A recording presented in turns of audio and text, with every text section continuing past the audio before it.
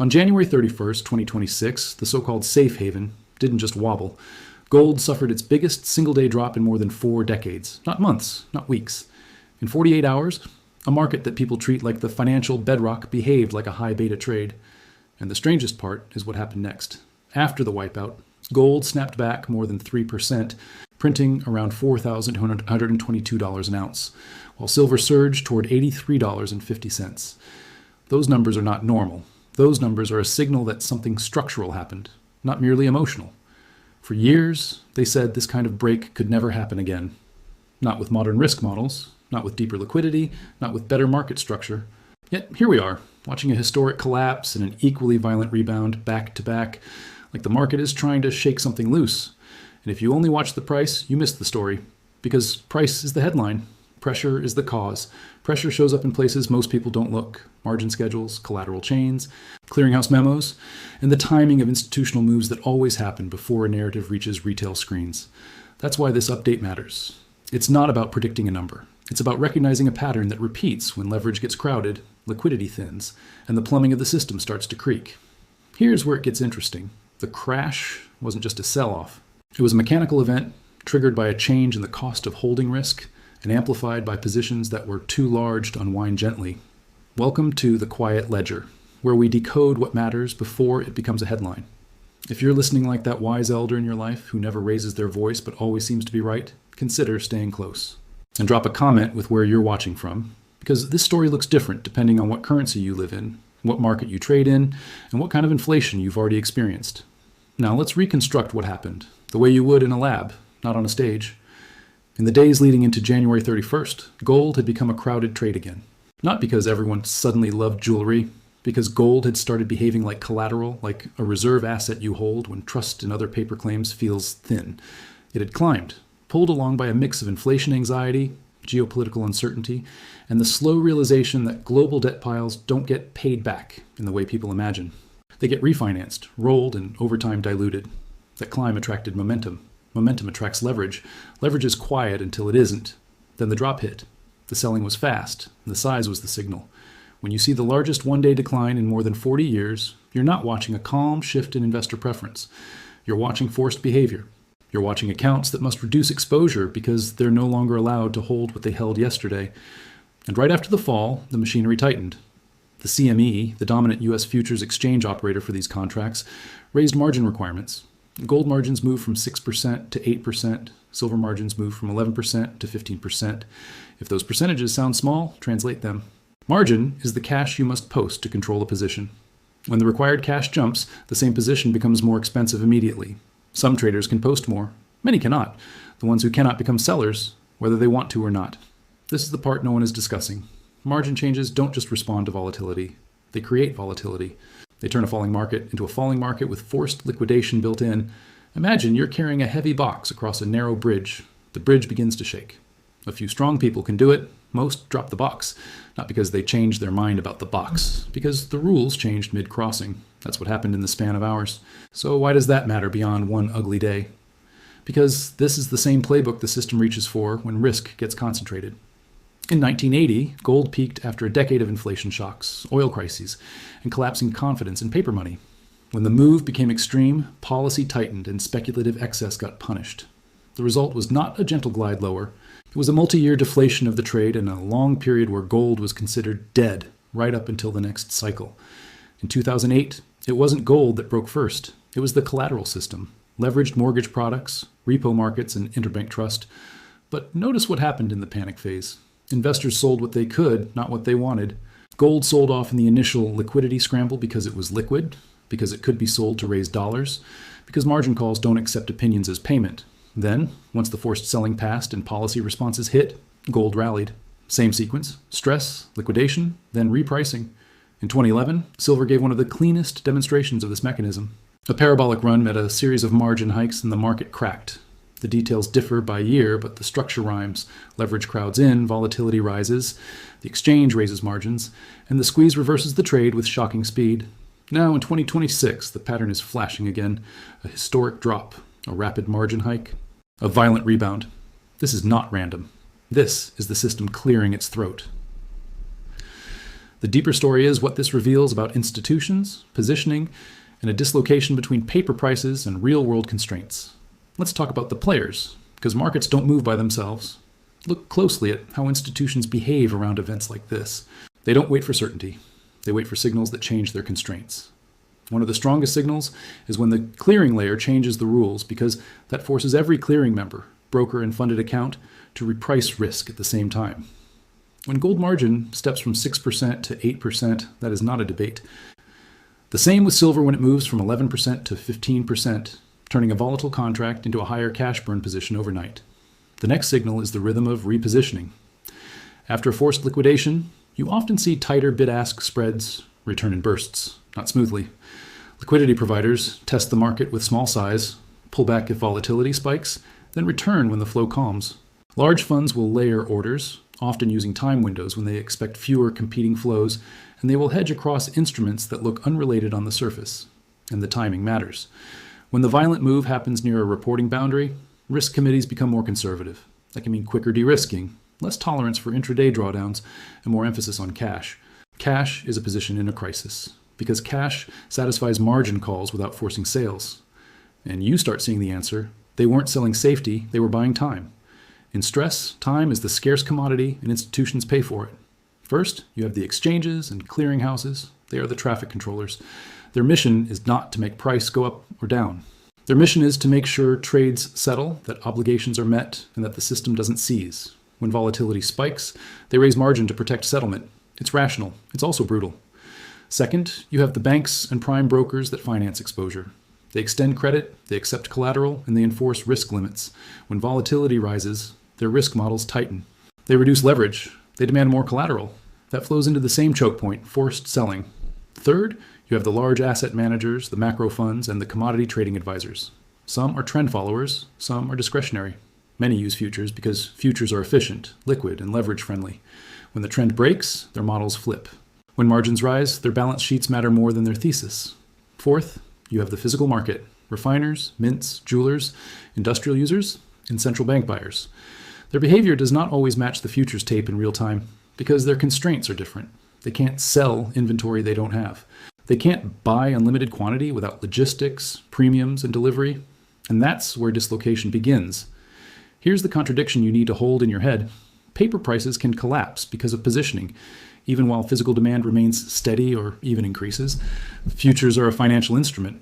Physical metal is a supply chain. The two are linked, but they are not the same. When futures markets are dominated by leveraged paper, price can move faster than reality. The market can print a lower price, even as the availability of metal doesn't expand. Sometimes it even tightens because volatility makes suppliers cautious. That's when premiums rise, delivery times stretch. The price you see on a screen becomes a reference point rather than a clearing price for real stuff. So what did we see around this event? We saw the futures tape fall violently, then rebound violently. That kind of whipsaw is a signature of forced selling, meeting a thin order book and then meeting new demand once the forced sellers are exhausted. The key question is, who was forced and who waited? Institutions tend to move in layers. The fastest players reduce risk first. They don't debate, they execute. When volatility spikes, they sell. Then, as margins increase, the next layer is forced to sell. Then, once the selling creates dislocation and spreads widen, another layer steps in to buy the volatility or to reestablish positions at better levels. Retail is usually last. Retail is watching headlines while institutions are reading the rules. That's why this might be a last update in the sense implied by the title. Not because information will vanish, but because by the time the mainstream narrative settles, the positioning phase will be over. The opportunity to understand the mechanism will be gone, replaced by a story that sounds clean and comfortable. Let me show you what the evidence actually says, in numbers, not vibes. Gold margin went from 6% to 8%. That is a 1/3 increase in required collateral. If a trader controlled $100 million of exposure, the required margin moved from $6 million to $8 million. That's $2 million of extra cash immediately, just to keep the same position open. Many accounts don't have that sitting idle. They have capital allocated across portfolios, often already supporting other positions. When the call comes, they sell what they can, wherever liquidity is best. Silver margin went from 11% to 15%. That is roughly a 36% increase in required collateral. Silver is already volatile. Higher margin on a volatile contract is like tightening a rope on someone already trying to breathe. Now connect that to the rebound. It's a sign that the selling pressure was not purely fundamental. It was structural. When structure relaxes or when sellers are exhausted, price can snap back violently. But here's where it gets interesting. Volatility like this rarely stays contained. The reason is simple. Collateral connects everything. When a leveraged position loses money, it demands collateral. That collateral often comes from selling other assets. That's why you'll see strange correlations in crises. Things that should be uncorrelated move together because they're connected through balance sheets. So if metals are seeing forced liquidation, what else might be under pressure? Look at what typically sits next to metals in institutional portfolios: rates, trades, equity hedges, currency bets, commodity baskets. When one leg forces de-risking, others can get sold to meet margin. The result is a market that feels irrational if you're only watching one chart. This is not opinion, this is pattern. And the historical record is ruthless about what follows when margin hikes collide with crowded positioning. One of two things usually happens next. Either the market goes through a deeper deleveraging wave, where volatility stays high, rallies get sold, and the trade loses believers. That's the cleansing phase. It can last weeks or months. It's messy because the system is working through who is overextended and who can hold through stress. Or the market completes the liquidation quickly and then reverses higher in a powerful repricing because the forced sellers are gone and the underlying demand reasserts itself. In those cases, the rebound feels shocking because the narrative is still bearish while the tape is already moving. Notice what both scenarios share. Instability. The calm middle is gone for a while. So what does this mean going forward, without pretending to predict the future? If margin remains elevated and if volatility stays high, then historically you tend to see reduced leverage across the complex. That can translate into thinner liquidity and bigger price swings. In that environment, the key indicators are not the headlines. They are the mechanics: further margin changes, open interest behavior, and whether large moves occur on rising or falling participation. If open interest collapses while price falls, that often signals liquidation. If open interest rises into rallies, that can signal new leverage building. If open interest rises while price falls, that can signal aggressive shorting. Each has different implications, and each will show up before the commentary catches up. Another indicator is the relationship between futures and physical premiums. When paper collapses, but physical premiums refuse to follow, the market is telling you there is stress in delivery, not just emotion in trading. That dislocation cannot persist forever. Either paper must reprice toward physical reality, or physical supply must loosen to match paper price. The bridge between them is arbitrage, and arbitrage requires balance sheets, trust, and functioning logistics. A third indicator is the behavior of the dollar and real yields. In many cycles, a rising dollar and rising real yields pressure gold. But in stress regimes, those relationships can flip temporarily because liquidity demand dominates. Watching whether the old correlations reassert or break is like reading the system's heartbeat. Now, let's simplify the mechanism one more time, because clarity is power. A futures contract allows large exposure with relatively small cash. That's leverage. Leverage is efficient when price moves smoothly. It becomes lethal when price gaps. When price gaps, losses appear faster than collateral can be posted. The exchange raises margin to protect settlement. Higher margin forces weak hands out. Weak hands, selling pushes price further. That pushes volatility higher. Higher volatility invites higher margin. It's a feedback loop. To the public, it looks like a crash. To the system, it looks like a risk reset.